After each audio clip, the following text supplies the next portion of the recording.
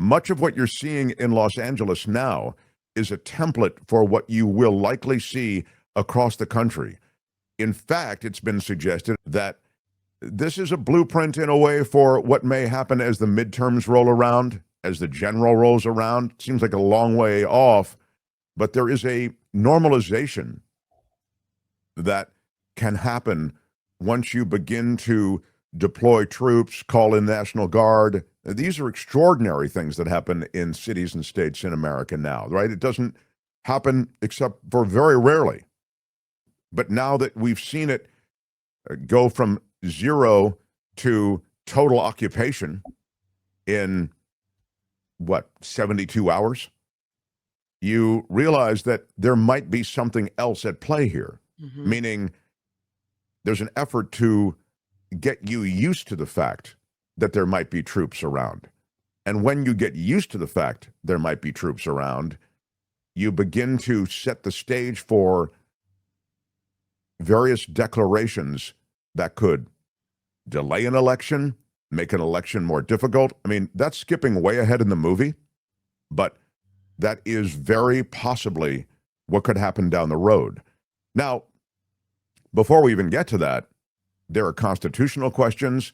It would seem that there are legal questions here, and this is obviously a policy or a move that is just a flex. I mean, I'm in Los Angeles. There is nothing going on in Los Angeles right now. You understand? It happening in like a 4-block radius in downtown LA. And I don't mean to minimize it, because as I've told you, and I said this yesterday, those who are throwing any objects at officers, those who are taunting officers, all of these things, the destruction of police vehicles, of news vehicles, etc., those people should be apprehended, charged, and tried. And then they should put those people in jail for a long time. These are agitators that find a moment and they exploit it. And those agitators should be dealt with harshly. But to suggest somehow that Los Angeles is going through some kind of chaos, LA is in chaos, it's just crap, just not happening. So you can exploit this moment that's going on in this 4-block area around downtown Los Angeles. You can exploit it for political purposes, and then you can send in the National Guard, you're sending in the Marines. It's crazy. There are more Marines than there are protesters by a factor of 10. So you really see the political exploitation and the way that the theater of this moment is being played by Donald Trump. These troops are props, which is gross to me.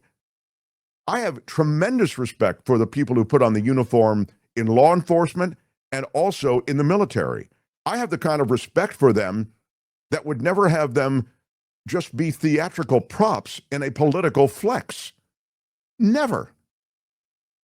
This is outrageous from that standpoint. If you have any respect for the military, you should be outraged by this.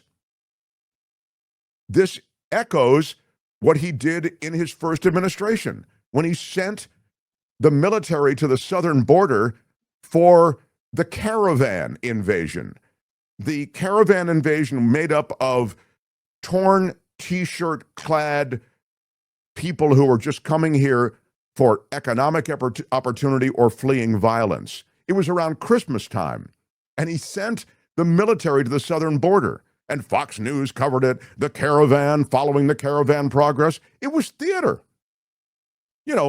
70 people show up, again, dressed in T-shirts and torn jeans. So this theater is dangerous. It escalates, it stirs the pot, and that's the situation we're dealing with in Los Angeles today. And the ripple effects are real. We have video and statements from Trump because he's well aware of the fact that he's really beyond his powers in this situation. He knows this. He's made statements about it. Laws. We have to go by the laws. We can't move in the National Guard. I can call insurrection, but there's no reason to ever do that, even in a Portland case. We can't call in the National Guard unless we're requested by a governor. So Unless you're requested by a Oh, governor. Yeah. he knows the rules. Look at that. Unless you're requested, it's requested by a governor. But he wasn't requested by a governor. So what's he doing? Here is the governor of California with what's happening and the overreach. Go ahead, Tony. Well, unless he opposes the Insurrection Act, just blatantly unconstitutional. It's not even a close call. And so we're going to immediately try to seek a TRO, an injunction to stop this completely reckless, immoral, yes, but completely illegal and unconstitutional act. And I'll remind folks, this is an act not just against the people here in Los Angeles, against the people here in the state of California, but against Americans all across this country, against the principles of our founding father that did not live and die to watch these authoritarian tendencies in action. And let me be now even more specific.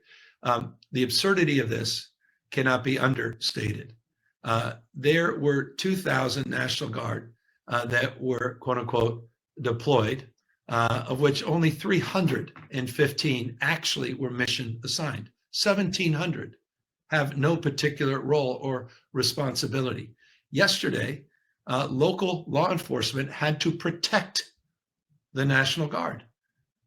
The additional 2,000 National Guard men and women that President Trump now is redeploying are being taken away. It's the 79th Infantry. These are I know these folks well. You know these folks well. These are the folks, these are the National Guard men and women that have been out there protecting you here in Southern California during the fires, after the fires. We are now taking many of them off assignments on forest management, protecting communities, vulnerable communities against summer and wildfire season. We're removing them from task forces that we've created to deal with fentanyl interdiction. I have 394 National Guard men and women down at the border. I imagine they may even be pulled for this theatrical display of toughness by a president of the United States who's unhinged and has now crossed a red line in this country, and he has nationalized this order. This is not an order against this state. This is an order that can be imposed now all across the United States. That's, I think, the last point he made, a very important one. And we'll talk more about that with David K. Johnston in hour 2. I know you may not like Gavin Newsom. I know you may not like Karen Bass, the mayor of LA. I think I fall into that category. But I respect what they're saying. I think it is accurate in this instance. You know, even with Donald Trump, who I have no great taste for, if Donald Trump is doing something with Chinese trade, for example, I'll say, you know, we do have an issue with China when it comes to trade, when it comes to intellectual property, et cetera. I will try to give the devil his due. And I think in this instance, I give Newsom and Bass a lot of credit for standing up and accurately depicting what's happening in Los Angeles, and in a broader sense, what Newsom is talking about, what may happen in states across America. What you have in California is the perfect opposition for Trump. You have Gavin Newsom, whom you've just seen. You have a blue state who that already Trump sees as the enemy, because he sees blue and red. He sees us versus them, right? And he also sees, and he's got this kind of lizard brain perfection for seeing this, he sees political opportunity. And he knows that immigration is something that Americans put him in office to handle. He successfully, and the GOP successfully, communicated this notion that the southern border was open. And there was a southern border problem, for sure. But what you're seeing now, and I talked about this over and over, is the immigration issue is more than the southern border. The immigration issue is all about workers who contribute to the economy, who support the economy. It's also about elements in those who've come here that you want to get rid of, right? The violent criminal elements you do want to get rid of. Donald Trump and ICE, they're not going after the violent criminal elements. You don't find the criminal elements at Home Depot. Those are day workers. Those are the people who are contributing economically. Those are the people who are working on construction sites, in restaurants, on agricultural concerns and businesses, in the fields.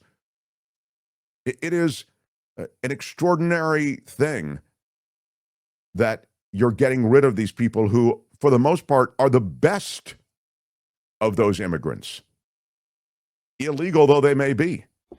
At a time when a massive rebuilding in Los Angeles needs to happen. A massive rebuilding.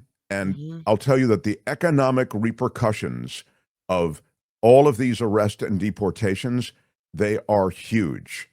There was just a big piece, and we'll talk more about this in the days ahead, a big piece today in the LA Times. And I think LA Times can be really helpful as a resource, as a paper covering California, the Chronicle, and Merck, probably the same thing in Northern California, because you're seeing industries that will be radically affected with a chilling effect of the arrest and deportation of these workers. And the only other thing I will say, because this has to do with the other place they're going to courthouses.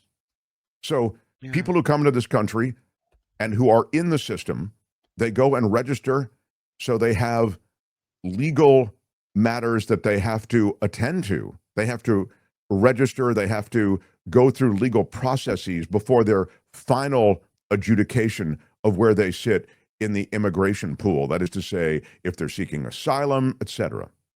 So they're going to these courthouses and they're scooping these people up. These people who are, by definition, abiding by the law. They're going to the courthouse to pursue the legal means of seeking asylum. Now, you can tighten, and I've said, I think that the asylum laws and the asylum provisions should be restricted. They should be revisited. But you can't bust these people, which is what's happening. They're being scooped up at the courthouse. That case has been canceled. They're being rearrested, and now they're being deported.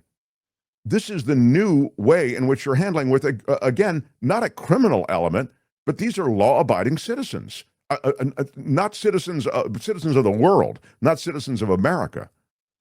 They are law-abiding residents, might be a better way to put it. They may have come here in a way that we don't approve of, or that we think should be changed, or that you feel is completely illegal. Okay, but this is the system they are following.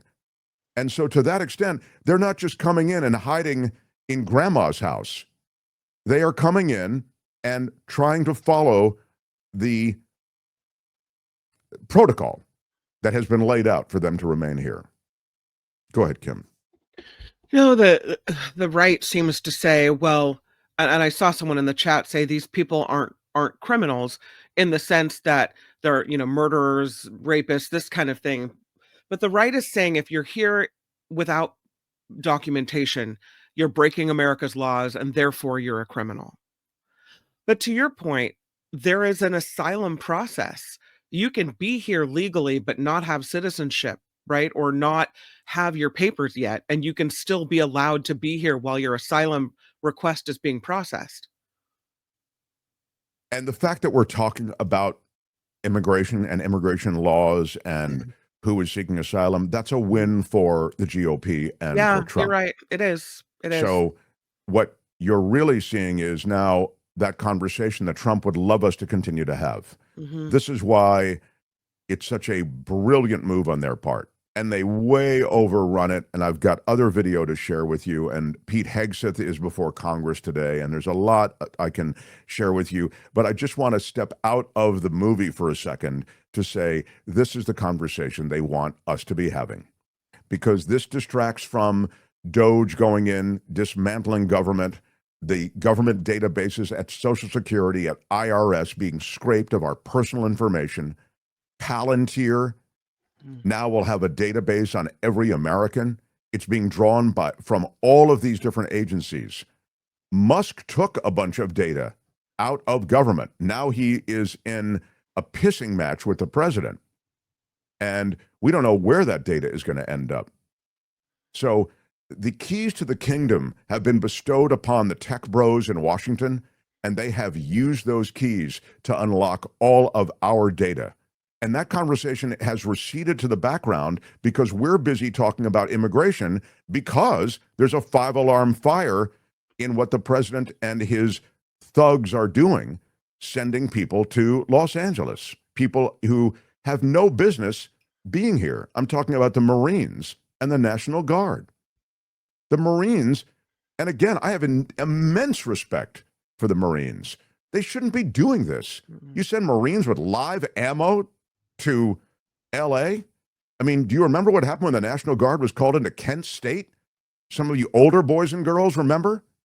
I mean, these are human beings too. You taunt them, you throw things at them, and what do?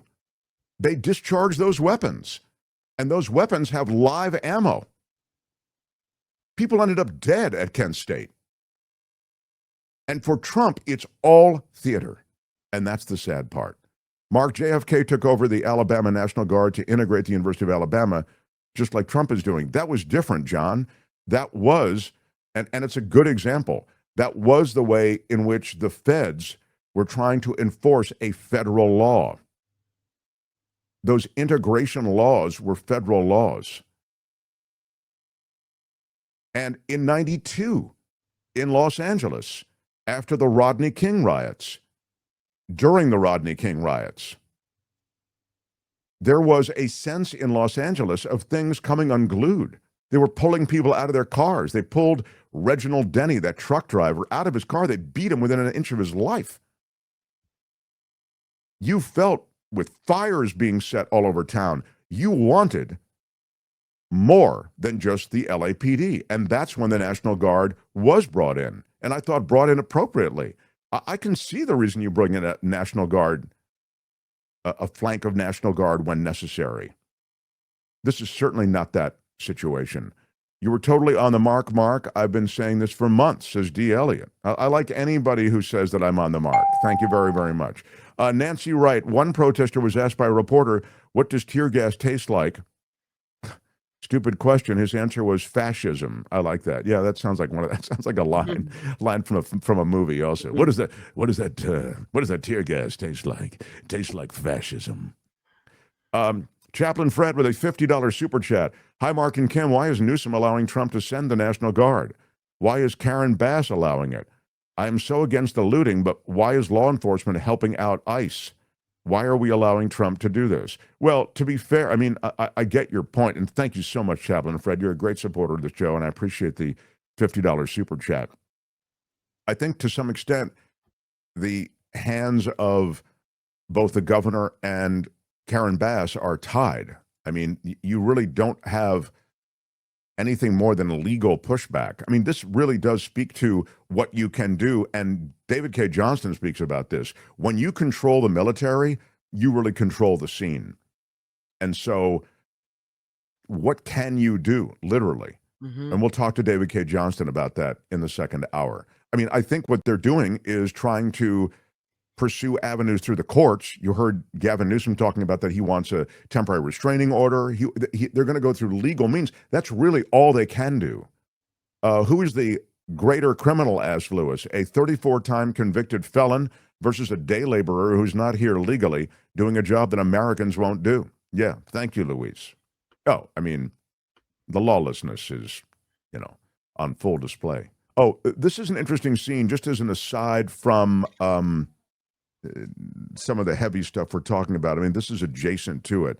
But, in a scene that is all about tear gas. And what can you tell us about the scene? The scene is all about tear gas. These restaurant workers pulled in, I think these are cops who were hit, or these are, sheriff's officers that were hit by tear gas. Is that right, Kim? And they are helping them with water.